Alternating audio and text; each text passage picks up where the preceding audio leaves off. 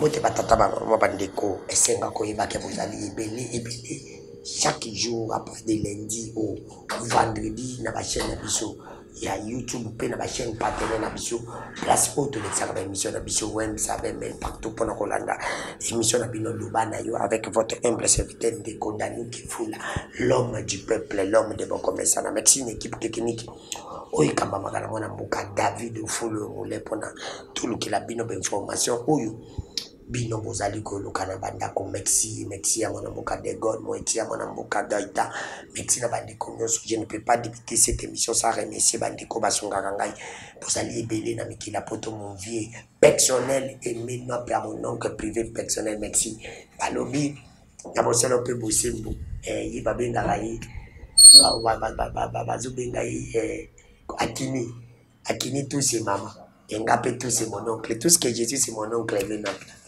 Moi, je suis aussi Akini. Je suis Akini de mon oncle. Merci à toi, mon oncle. Et maintenant, merci pour tout ce que vous êtes en train de faire pour moi. Je suis vraiment de reconnaissance durant toute ma vie. Merci à madame. Jolie beauté de moi, sénateur Ngerengo. Merci à toi.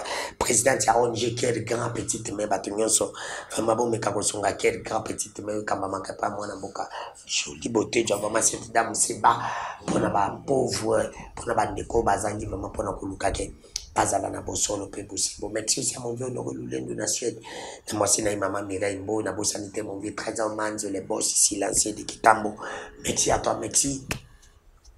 À mon banga business il est bien apprécié au peuple en sans oublier Kiki Palmi, Serge Palmi, la docteur Lo Amiwana Bata Fati Beto na Beto Balobi Bango, faux président Fatia Sala deuxième mandat. Merci aussi à mon vieux Océan Diallo, sans oublier Petit Beto Simon Ikamba, na parti politique na Iako Bango pe Balobi. Deuxième mandat ya président Fati assuré kuna Beto na Beto. Merci. Yazali Nesenga Koyamba Mwana Mboka, Papi Dosso Oyazali. Deuxième intellectuel ya Kabea Kamwanga papa Kisekedi Izali Papi Dosso de Azali deuxième intellectuel ya Kabea Kamwanga na indi to kobeta masolo ya politique ya mboka mais précisément tozali kobeta masolo ya mwana mboka Del Kainda ministre à portefeuille est-ce que na bosolo pe bosimbo kolongo la ya mwana mboka Adel Kainda la plateforme FDC ali ezali trahison pour na bati le kobo ou ezali trahison qui na bosolo pe bosimbo bokoye bango ipaya mwana mboka Papi Dosso mbote ndeko dano Kifula nazana esengo ya kozala reçu na émission na yo oje le kanaba bitando eke mususu seulement nazana inquiétude moko ya moke parce que oyebinga lelo tenga pe na ebio lelo te oza toujours na difficulté ya kombo nanga mais pona kosunga bayo bazokolanda biso nazali mwana mboka maître Papi Dosso ngando mwendela bwenda affectueusement appelé troisième intellectuel de Kabea Kamwanga le prophète politique mikolo bazobenganga le chouchou de maman Adèle nazali cadre pe militant ya parti Alliance des démocrates chrétiens du Congo. Il y a excellence Mineta ministre d'État en charge de portefeuille Adèle Kainda Maïna nazali pe lisusu coordonnateur et structure moko soutanaka ba œuvre ya chef de l'État ko promouvoir ba action ya gouvernement ESSED donc ESSED lingi koloba ensemble des Congolais pour un état de droit donc la pesimbote mingi na excellence Adèle Kainda Maïna place Azali toute la formation politique il y a Aldec le président intérimaire le secrétaire général, les deux secrétaires adjoints, donc Bisika Bazali, agent à cadre, ministère à portefeuille, tout le monde sur ESSED, population congolaise, en particulier Bakino, en général, Bazali Banda Mboka, Bazali Banda Kinshasa, ainsi de suite, trouver quand même une salutation dans la Tongo Yalelo, na Esengo. Merci na yo pe pour l'invitation. Le bengi Singapour Toloba Maye Matali ministre ya portefeuille. Merci mon amboka Papi Dosso na bosolo pe bosimbo mabana kota na fo na le bilanga ko na ngande ko danu ki fula l'homme de bosolo pe bosimbo. Est-ce que mon amboka Papi Dosso koko ibisa ba imboka basa kolanda biso na bosolo pe bosimbo que aux ala qui na plateforme moko ba communicateur chef de l'État babotola yango na Pati Malanga ba revoka yo longwa batomso ba lui baza cotiser yo pe na moins de 2 ans osali transiment politique osali ndumba politique osali kotambola ba parti politique belenga kuti na kamwe okomi pepa mama delika inda mapendani ndeko benga kai. Bon, c'est que ce que yoki bat bazolo babongo batanga mibeko mbonga na biso te. Mobeko oyo ezali ko organiser ba parti politique, je pense na article nango 8 ezali ko loba ete congolais nyonso azali majeur azali na droit ya ko adhérer na parti politique ya volonté na ye ya choix na ye pe kubima yango librement. Et donc bato bazo ko loba c'est que bayebi papi dosote natikala ko adhérer na parti politique à mon côté d'une manière officielle. Je pense que Tata Nangaye Azali cellulaire ya IDPS na Kabeyaka Mwanga. Donc j'ai grandi na IDPS. Azala qui membre ya parlement debout pendant qu'il est 10e rue. Carrière politique nanga mingi kuna na ekolongo kuna na créé pa ya ndeko Vital Kamerhe na 2010 tango créé parti INC. Et quand je pars, nazo kendete lokola ke na signé fiche d'adhésion en tant que membre. Na partagé na bango kaka idée pe na soutenir bango. Il s'est fait que en 2013 na Longwe et Pandeko Vital Kamerhe na tikali analyste politique indépendant. C'est ainsi que na 2019 na yeko adhéré na regroupement politique au Babingi FPAI. Force politique et sociale alliée à l'IDPS, où il kambami na mwana mboka Laurent Batumuna. Wana kuna nazalaki personnalité politique. J'ai adhéré en 2019 na Komi Mukanda, pe nazali ba preuve na ko tindelo ata na WhatsApp. Alors, na katia FPAI, il s'est fait que dernièrement tant bazo organisé élection il y a 14 provinces où ils allaient gouverneur des provinces où bazagi na difficulté. C'est ainsi que j'étais le candidat unique na niveau ya regroupement politique ya province ya Kasai oriental. Alors ndenge makambo etambolaki ezaki vraiment bien te, c'est comme ça que Laurent Batumuna senga kanga na kota na parti politique moko oyo ezali membre ya FPAI. À son temps atindinga epa ya ndeko Gilles Bavon na parti na ye ANCL. Obanda yo mona na banda la te chapa na bango ya rouge blanc, mais kuna pe na tikala ko adhérer te, mais atiengaka verbalement secrétaire général adjoint en charge ya question juridique. Tant que tu es vrai na moni que parti aza na vision lokola yangate, c'est comme ça qu'il a retourné la casquette nanga ya structure nanga SED oyo na salaire on a 2021. Donc, si on a que dans la transhumance politique à moins de 2 ans, c'est qu'il y a Ebinga Penza Malamote. Je pense que cette émission est que Sunga Bango, ba cursus politique nanga. Il s'est fait que tant que tu allé dans le cadre de FPAI, tu as eu l'icanissi à la collectif ya ba communicateur ya union sacrée. C'est quelque chose où national obela mingi, ngainde initiateur na yango. Basala yango na bingisa bana mai ba mosusu basala o basala to se retrouver des groupes groupe ya Donald Kabasele o na pesi mbote c'est un ami na Armand Moko na ba junior ba kokel tout cela baza ba camarade nanga o to ibani na bango makasi ngai na préféra ko sala groupe nanga oyo na kambi yango ba œuvre o ezalaki ko sala elikaki kutu na ya bandeko Armand na ba junior ba kokela parce que c'est nous qui avons milité à ce que ministre ya économie à l'époque à Kouya. Pendant ce temps-là, Kabasele na ba Armand, banda ko soutenir le maintien ya ministre. Mais biso to la sa force na biso en tant que structure. Mendeko na sali mandat nanga. Avant mandat ici là, na monique bande ko mususu bakoma ki ko sala neti babendanga batu. C'est comme ça que j'ai démissionné. Tant on a démissionné, ce que continue à compte Twitter nanga okumona la date de démission nanga c'était le 9 septembre 2022 et à l'époque Ndeko Pati Malanga Zala qui premier vice-président quoi de neuf a succédé nga basala pe élection atikala pe na groupe wana donc tant on a yeko kuta na siko na parti politique oyo na monique ezali ko répondre na ba attente politique nanga c'est comme ça que j'ai adhéré officiellement na parti Alliance des démocrates chrétiens du Congo. La toute première fois que na adhéré dans parti politique, na signé pe fiche d'adhésion nanga. Ce qui peut au côté na compte Twitter nanga, au komona, la date c'est le 14 décembre 2022. Donc je pense que baninga nyonso oyo batunaki yo ba question to balobaki na yo que papi Joshua azali na transverse politique ezali obé lokuta solo nde na otiko yebisa yo. Voilà. Merci moi na mboka papi Joshua est-ce que na bosolo pe bosie motoko yeba bande comme si balobé raison oyo démissionnaki ezali ko bandaki ko mela baninga bongo comme moko ezalaki ko meli baninga bongo yango mona ko démissionner est-ce que bakosi non wana eza lokuta benga pati malanga vanda na kitio ngana vanda structure wana depuis na longwango bango tout nyonso bazali na kati ya ko regretter par rapport à la gestion nanga.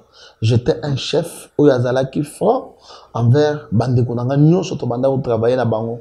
Je mets ma main à couper. Nous avons l'actuel DGA, il y a Transco, ndeko Flori Boatuka, ndeko nanga na PCM Bote.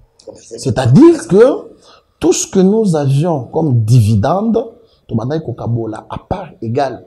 Nabana ou le bate ki ngai naza mokonzi il faut na joie grande parto mais muto ya zalakate muto azaki peut-être empêché toi azalaki absent en tout cas par naïe banaï ko parvenir et dans les groupes ceux qui pas bombi message wana ba omona ki so na kutani na moto ndeko Flori monsieur le DGA na kutana naïe na galerie présentielle to sala moi selfie à sala moi vidéo et ça na ko petit lelo donc ceux qui ont moni muto le but que non na démissionna qui pour la gestion on est à l'okuta. Merci mwana mboka papi Joshua tozokota na parti na bino Adel ko kamba makana mwana mboka Adel kainda ministre portefeuille bazo bengi ministre problème nazo yeba te pour kaba benga ki ministre problème pour kaba benga mideme ministre Adel kainda ministre problème non il faut kolongola ba confusion na mitu ya bato. Je suis un professionnel des médias. Natikala koyoka te babengi excellence Adel Kainda ministre à problème non azali ministre d'État en charge du portefeuille congolais donc voilà. Merci. Alors na bosolo pe possible est-ce que kolongo la mwana mboka Adel Kainda na parti politique ou bien le gouvernement ADC ali est-ce que ezali trahison to ezali trahison de pour la bâti. Dorénavant, je vais dire que il faut bien ba communicateur il y a AFDC bangonde bako yebisa yo eza trahison to eza trahison mais na place ofandi Chris Mukendi alobi ke eza trahison voilà d'abord na kati ya AFDC nakoloba na kati ya AFDCA ndeko Chris Mukendi na considération makasi pona ye c'est un grand frère et aîné. À PCP Mbote, il y a un autre Patrick Makanga, qui est aussi un ami. Il y a Léger Bellarmé, il y a Mungu, où il y a Zalipe Motuya AFDC. Ce sont les gens, il y a AFDC où on a appelé ça considération na crédit. Bien que bah obédience politique ils allaient ko diverger biso. Donc en dehors il y a bah omisato où on a tangiwana. Namona ka mutu mususu te oyo akoki ko sala communication amalonga na kati ya AFDCA. Bon, je ne crois pas qu'il y ait à la hauteur ya communication ya la communication politique il n'est pas à la hauteur. Nazotia mai na monoko te azana hauteur. Je dis ceci. Azali na hauteur te la communication. Na uti kotangelo batu ya AFDC. S'il vous plaît, je pèse mes mots. Na AFDCA, je dis bien AFDCA. Ya Modeste Bahati. Bato yo baza la même carrière nanga. Voilà la communication. Chris Mukendi, Patrick Makanga, Bellarmé bien. Bango place baza, ba yebia. Natangi kombo ya bato oyo nga na bango tokokani. Soki azalaki na niveau élevé ya communication, mais autorité morale nanga. Ayebisa été azonge la classe un jour pour lui à supporter ba étude naïe. Cela veut dire quoi? Tu veux dire que Maman Adèle Kainda, ministre à portefeuille, n'a pas si mboté. Voilà. Bah, le bilan de rigueur, il attend. Une femme, il y a rigueur. Voilà, ouais. Il attend. Et Alibisa Bazé Pimbi, oui. Azongila Kilasi, Yafo de l'Emineba, voilà. À la hauteur. Parce qu'à la hauteur, Ayebi Kokomate, Azapena Moko Kosonali Falancé. Bamikanda Naye et Bélé. Babanda kopé sa pour akoma azalaki à la hauteur. Mais maman Adèle Kainda a sa confiance à autre chose dans le cabinet, il a fait voyager, a sa confiance il était même conseiller. C'était l'une des difficultés où maman Adèle Abandaki ko vivre avec ma membre ya AFDC à au bazaki na kati ya cabinet. Ba insuffisance intellectuelle ya niveau wana. Alors maman, c'est vrai. Je vous dis, moi je suis le 3e intellectuel de Kabila Kamara. Je pèse mes mots. Je suis un dinosaure communicationnel. Donc quand je te dis quelque chose, c'est vérifié et vérifiable. Moto yozo tanga kombo, a yebi place à ça. Même ceux qui ont atelier parti au tindelier sont forts intérieurs. Et yebi c'est que non, batumako ça quand même, 3e intellectuel à lobby à solo. C'est pour te dire que il y a un problème, il y a français, il y a un problème, il y a écriture. Exactement. Yango et ça là qui attaque maman Adèle Kainda la difficulté. Donc maman Adèle était contrainte ya kobomba sur base ya alliance parce que elle faisait partie ya AFDCA. Yango maman Adèle a sipotaki kobomba. Voilà. Elle a montré que ça ne va pas à décanter. Non, wana toko mais exact que elle a montré que ça ne va pas. Maman a utilisé bonne foi ya maman. Alobi ndeko azana ba insuffisance intellectuelle. Il faut sikoyo ayebisiye. Luka à ta place oyo basala ka ba cours du soir ngai na futambongo asala yangote. Voilà les difficultés où yazo rencontrer. Voilà. Voilà. Merci mon amboka papi dessous 3e intellectuel à Kabila Kabong. Alors maman Adèle Kainda ministre à portefeuille bandi ko balobi ko longwana ici la trahison parce que la bisinga belima balobi. Il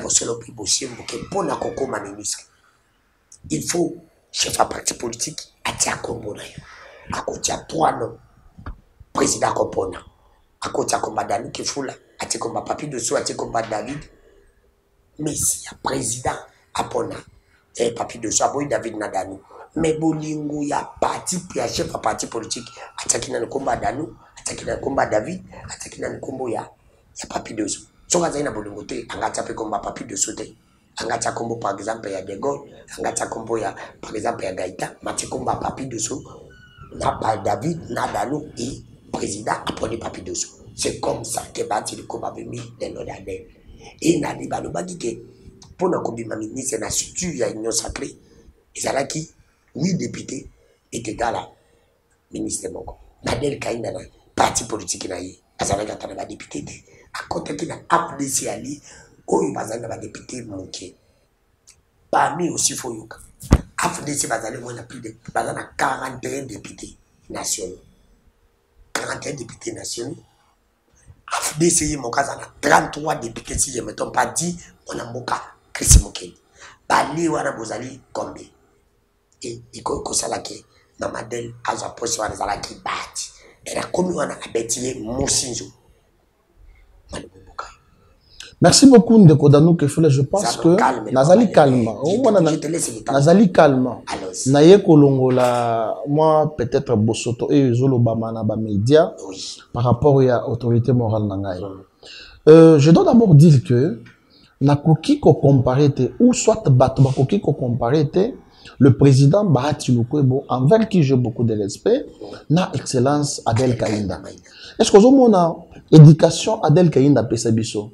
À l'exception ko fingate, à l'exception ba makambo ya mabete. Mais so tali par exemple na ngambo wana manière oyo bazolo bela excellence ezali malamuté. Ils ont d'abord manque à respect, il y a une ministre d'État. Moi je parle na éducation oyo Adèle Kainda Pesina. Donc je disais, on ne peut pas comparer Bahati Lukwebo, le président du Sénat, na Adèle Kainda ministre d'État, la portefeuille. Bahati Lukwebo azalaka député copté, ba copta y 3 fois. Adèle Kainda azalaka député copté, ba copta y 2 fois. Cela veut dire C'est-à-dire, au moins, il y a gouvernement, il y a transition, non pas il y a transition, il y a Musée Laurent Désiré Kabila. Oui. À l'époque, bah, député, Bazalaka élu. Bah, pendant qu'il déposé, bah, dossier, et puis, le président lui-même, avant qu'on copter, avant qu'on choisir. Adel Kaïnda, bah, choisi ça 2 fois. Et puis, Ndeko Bahati Lukwebo, bah, choisi ça 3 fois. Donc, Adel Kaïnda et Bahati Lukwebo, bah, siégea na ASLP, donc Assemblée constituante du gouvernement parlementaire, il y a transition. Bango Tunyos, au député, c'est-à-dire, même point d'égalité, même pied d'égalité. On avance. Adel Kaïnda a été élu 3 fois dans une même circonscription. Quelque chose à féliciter. Elle est la doyenne parlementaire au Bazawana. 21 ans d'expérience. Elle a été élue en 2006. 2006, 2011, 2018. Même circonscription, il y a Sandoa. Parce qu'ils n'avaient pas là-bas. Quel est ce député-là qui a été élu 3 fois successives dans une même circonscription, si ce n'est que Adel Kaïnda? Mais alors, Ndeko, le président Bahati Lukwebo, a gagné l'élection, a postulé et pas Nabango, a bima député. En 2006. En 2006, je ne sais pas ce qui a postulé. Je parle maintenant des élections, il y a 2018. En 2018, Abimakate. Abimakate.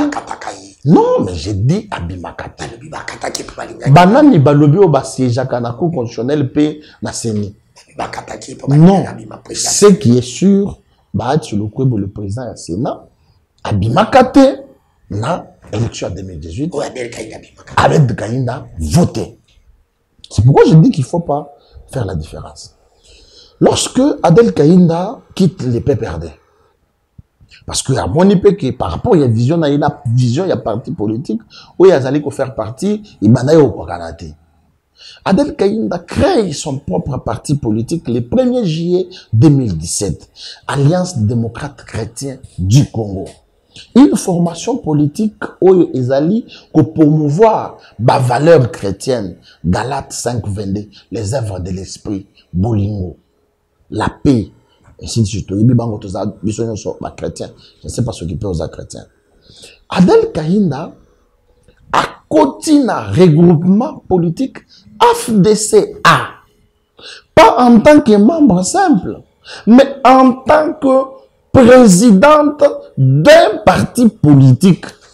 Azali parmi les cofondateurs. Ok, merci. Azali parmi les cofondateurs, il y a un regroupement politique AFDCA. Elle n'était pas moindre. Bahati a formé Adel Kaïnda. Bahati a sali Adel Kaïnda. Parce que il faut pas la confusion. Mais en tant que tel, parmi président, il y a différents partis politiques qui ont composé AFDCA. Aldec Azana député Moko.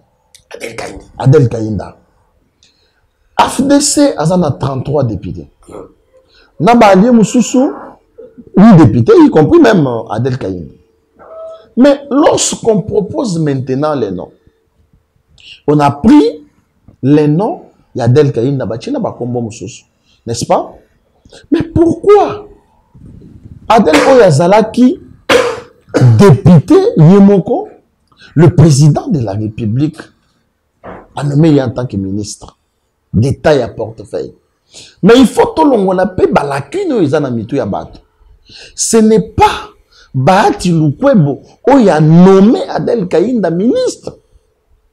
C'est le président de la République. Parce que le pouvoir discrétionnaire, il y a le président de la République. Tant que vous avez des comme Misato. Encore qu'il peut comprendre Motomosuso. Sans qu'il y ait Adel Kaïnda.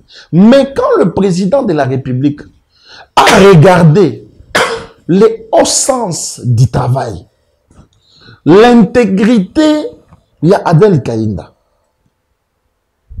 C'est comme ça que le président de la République lui a donné confiance. Je ne peux pas refuser le fait que Adel Kaïnda était ministre et à portefeuille via le regroupement politique. Mais c'est par rapport aussi au travail que à Salaka. Maintenant, s'il vous plaît, Nassir Saïdi.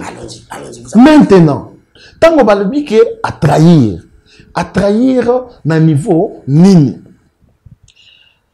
La politique est un monde d'intérêt et confiance. Ce qui est que intérêt na yo ezate. Ce qui est partenaire na yo politique, azo la kisalisu sous confiance te. Qu'est-ce qu'il faut faire? Il faut se retirer. Maintenant, je te donne quelques indices. Bah, tu as FDC, bah, il y a qu'on contredit, non? Na katia regroupement FDCA. Adel Kayinda cotisé régulièrement ni solo. Mais à un certain moment, parce que c'est la fille à Bahati, Moutazaki chargé, il y a qu'on récolter Mbongoana. Mbongoana sur ya allié pour le fonctionnement et le regroupement politique. Mais à un certain moment, Adel envoie la cotisation, la fille réceptionne, mais après, Azongisi Yango. Pourquoi? Parce que elle a reçu l'instruction, il y a autorité, il y a FDC, que Azongisa Mbongwana. La raison, Kakabangomo Konde Bayebi. Adel Kayinda, ministre d'État et portefeuille, a remarqué que la réunion est commis au Salemana, regroupement politique, yé azate. Bazo salaba invitation, bazo tinda. Mais bazo tinde la été. Elle apprend seulement que les invitations ont été envoyées, mais yé a eu invitation. Déjà, c'est un sens, il y a quoi éloigner moutou. Déjà, c'est une raison où ils ont la qui que confiance, paix et intérêt, et ça les sous-sauter. À sa grande surprise, Amoni, le président Bahati a commis Siko Mukanda na groupe, bon, a commis message na groupe WhatsApp na bango. Il y a FDCA. Message en gros banini et ils ont senga que ba président, il y a ba parti politique membre il y a FDC ba renouveler loyauté na bango na autorité morale il y a FDC pour que ba kota na union sacrée. Parce que la charte devait déjà être signée. Mais, Adela, surtout quand mona, ma communicateur y a FDC, ma communique vilipandé, ma communique fingaye, matin, midi, soir. Adel ne voit pas les invitations. Il y a FDCA. Adel a kofuta cotisation. Bazo boya, bazo zongisa. Donc, c'était déjà des indices. Ils ont la kisaka, FDC. Alingaki les choses sous présence, il y a Adel Kayinda au sein, il y a regroupement politique ou anate. Raison, bango mokonde bakope ça parce que ils sont sûrs na makambo oyo nazali kureba. Ozolanda. Alors, bato mususu basalaka yango, mais Adel Kayinda sala yango te. Tala netilo ko mususu baninga bazo sala. Tous les membres ya FDC ou soit FDCA, ba on bazalaki na cabinet ya excellence Adel Kayinda. Qui soit na courrier sorti, courrier en tant que conseil juridique, et chargé d'études, et ainsi de suite. Mais, tous les courriers, il y a ministre Oezo Bimalibanda, tout le monde a des réseaux sociaux, banani bazo sala yango, ezaki batu ya FDC, Adel, Andimi yango. Et maintenant, Adel ministre ya portefeuille, Bahati a lobby, bakoma ba renouveler. Yesi koyo ndeko de no kifula. Par rapport ya ba élément nyonso na yibisiyo awa. Akufuta cotisation bazo boya. Ba communicateur ya FDC na FDCA ba kofinga Adel. Ba courrier ya ministère les amis à la place publique. Maintenant, métier na place na yé. Ata Angéline na kondi mayango qui a ça la renouvellement, il y a loyauté envers l'autorité morale, il y a FDC. C'est comme ça que Adel a ça la yangote. Or, dans lettre wana balobaki, le fait de ne pas le faire est à auto-exclusion pour que basala marche mosus. Maintenant, je pose la question. Na bateau yo bazolo baki Adel Kayinda a trahir. Entre Adel Kayinda na Bahati Nani a trahi par rapport à l'explication Oyo, c'est Bahati qui a trahi Adel Kayinda. Parce que nous devons pour mon lettre est circulaire dans la place publique que FDC a d'aller pour réclamer poste naïe, il y a ministère, il y a portefeuille. Adel Kaïda était resté sereine. Pourquoi? Parce que non, regroupement politique. Il fallait maintenant poser le gouvernement Sama 2. Le président de la République, ayant constaté le travail que Adel Kaïda a abattu, a dit que voilà la personne qu'il faut à la place qu'il faut. Adel Kaïda a adhéré à l'Union sacrée en tant que parti politique. Donc je lance un message parce que ça dit sur que Aldec, parti chéria Adel Kaïda, dont je suis membre, ils allaient faire appartenir les sous-soutés dans le regroupement politique AFDCA, il y a excellence, Bahati Lukwebo. Bon, mon émission to signé qui charte en tant que parti politique Alliance des démocrates chrétiens du Congo, tous en la 15e position. Nous assumons en tant que tel parce que tous a une grande formation politique. S'il vous plaît, Nassil Sessiko Yasuka. Adel Kaïda a bénéficié de la confiance du président de la République, a nommé ministre, a reconduit plutôt ministre et à portefeuille, cette fois-ci, pas en tant que AFDCA, en tant que parti politique ALDEC. Mais évitez sur le bateau comprendre. Et maintenant, tu as retrouvé que Bandekouya AFDCA Bazagi na cabinet. Et que, à la veille même, il y a promulgation, il y a gouvernement, parce que Bango ba yebaki que Bahati Lukwebo atindaki kombo ya Adel Kaïda te. Batuyo so bazaki na bureau, babandi ko finga, babandi ko yemba na bakouloir, zela bokende ministère réseau tika la biso tozo sala remise et reprise ya AFDC entre AFDC yakala. Donc bozo kende bazo Adel Kaïda azo zongate. Baye kozongi sa Adel Kaïda n'est pas chef de l'État. On est toujours remercié jusqu'à la preuve du contraire. Tant Adel a zongi na cabinet. Quoi de neuf? Quelqu'un qui a été insulté durant une année, qui a été vilipendé, où il a travaillé na bateau babanda ko trahir, a remercié Bango. Abi nous avons travaillé pendant ces moments. Bango kutu basepela kinde kodano. Bango tout de bazawan. Basepela ki pe ba féliciter excellence Adel Kaïda par rapport il y a sens na il y a travail, il y a respect, il y a heure, ainsi de suite. Mais basala ki réunion à huis clos. De ba féliciter. Au sorti il y a cabinet, ba côté restaurant moko, ba bandi lisusu ko finga, koko selaye makambo ke non. Tala azo senga biso tokota na parti politique nae pour tout tikala na cabinet. C'est comme ça que bazui vidéo oyo moné sur ki la ki wana pour na ko démentir ba propos ya lokuta o bandeko wana balobaki. Voilà au fait la raison principale, il y a bolongwe na biso na kati ya regroupement AFDCA o ezali trahison te o ezali un acte normal. Même ata soki toza baninga so na monique relation nanga na danuke fula et ko simba les sociétés, d'où je me retire. Mais moi n'aime pas papier de choses ça nga sim tout ce qu'on a 10 minutes na bosolo pe bosser boto la vérité. Bandi ko balobi la trahison. Pourquoi? C'est parce que aujourd'hui que Adel qui Salama en 2017, Adel Kaïda qui élection en 2018 yemoko azwaki kakayimoko député za kakayimoko. Adel Kaïda azalaka pépère de ensemble bazalaki atikala ko comme ministre te ipaya Bahati Lukwebo eri nosaka Bahati Lukwebo na fidélité na loyauté na honnêteté na sincérité zakana ngona mwana mboka Adel Kaïda eko pesa ye Bahati nde mutata eri babande kotinda kombo batiaki Bahati munduki te patinda Adel Kaïda ye moko na bolingo na amour na fidélité Adel Kaïda zaina ngo ataki kombona mbiki tata mokonzi kolo aponi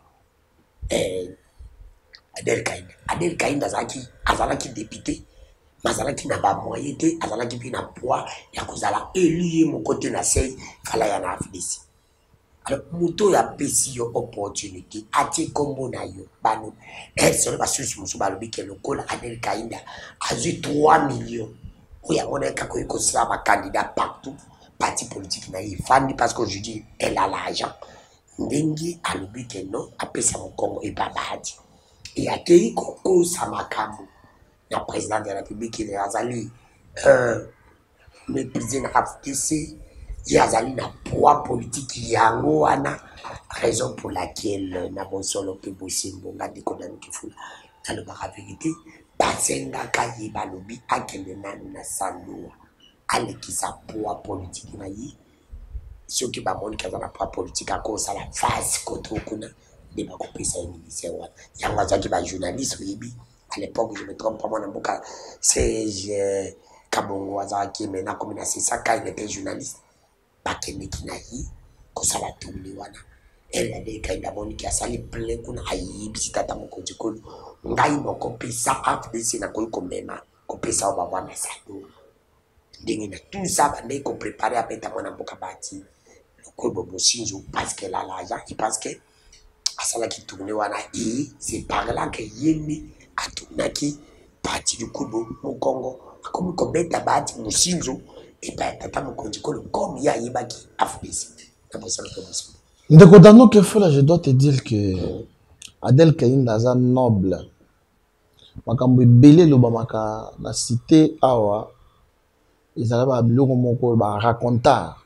Et na sens peu carré ya Adel Kainda a répondre à Kanabato bazara noble. De deux, Adel Kainda c'est une servante de Dieu. Azali diaconesse, Aza intercesseuse du Seigneur. Et je peux même outrepasser pour dire que c'est elle qui est l'intercesseuse de la union sacrée. C'est aussi grâce à la prière ya Mama Wana. Moi, je ne voudrais pas que Oloba que Adel Kainda a bêti bahati le kwebo mo sinzo. Non, je viens de vous expliquer ici noir sur blanc. Sur le bic Adel Kainda Zombon. Adel Kainda Zumbon na katia AFDCD. Adel Kainda. Non, on a répété phrase là yo. Non, non, non, non. Mais Adel Kainda Azalaka déjà na bongo depuis Kala. Mais si tel est le cas, pourquoi ba coopter en tant que député et pas ya Mosé? Azalaka na bongo nini? Voyez-vous? Donc ce n'est pas question de l'argent. Adel Kainda, ce qui au poussani pembeni na yo, na ye plutôt, au mona sens et intégrité na yo. To benga ye l'antivol. C'est-à-dire, toutes les explications on a pécho à ce qui te montre que na regroupement politique makambo ezo tambola te, d'où nous retirer bonnement que de faire route ensemble alors que tozo yo Canada. Sur le bique Bahati Lukwebo à le bique Adel Aza loyauté boy boy. Mais Bahati Lukwebo yemoko aloba ki Aza loyal et pas ya Ndeko Joseph Kabila. Mais lelo Aza na Ndeko Félix Tshisekedi. Tout le monde a Ndeko Bahati Lukwebo na kingakati ko signer charte ya loyauté.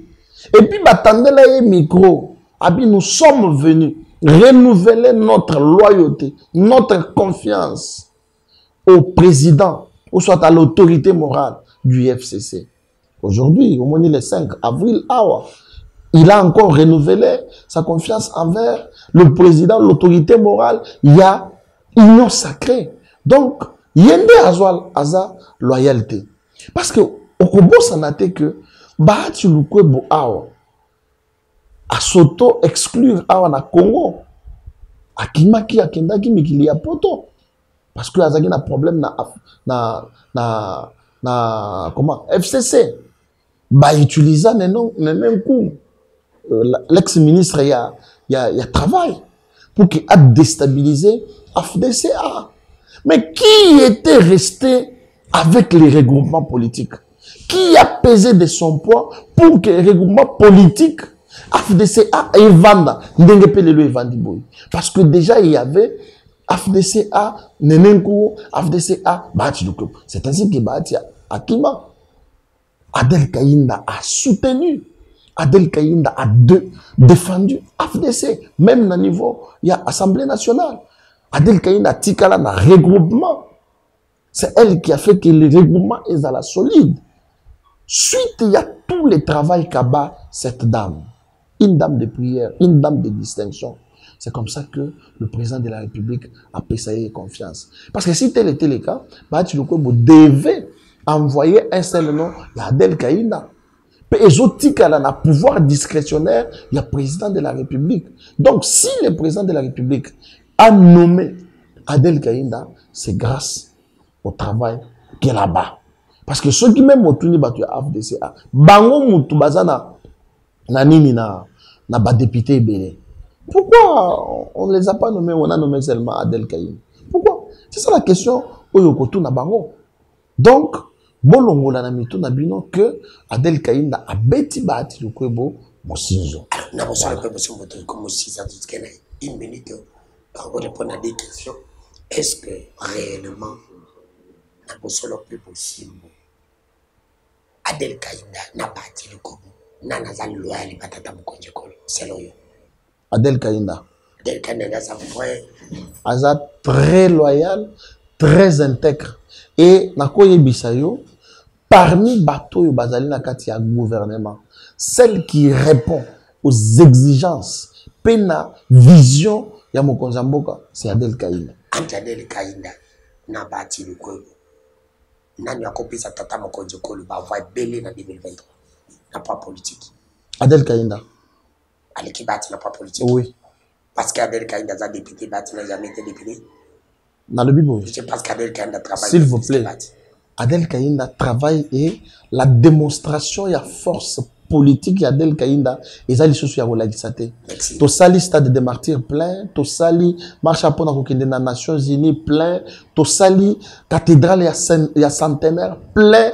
Donc Adel Kaïnda force politique nae et ça les choses ya relaxate et je te dis elle a le pouvoir ya kopesa tata mokonzi ekolo majorité parlementaire.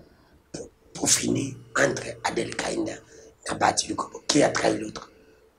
Bahati Lukwebo a trahi Adel Kaïnda. Merci, mon avocat Papi Dosso. Merci de pour avoir répondu à notre invitation. Merci. Merci, Nabandi. C'est mon mission de partout, c'est votre mission de Banayo. Avec une décodane qui fout la langue du peuple de Yamba qui prend la vie de mon avocat Papi Dosso. Cadre avec mon parti politique qui a.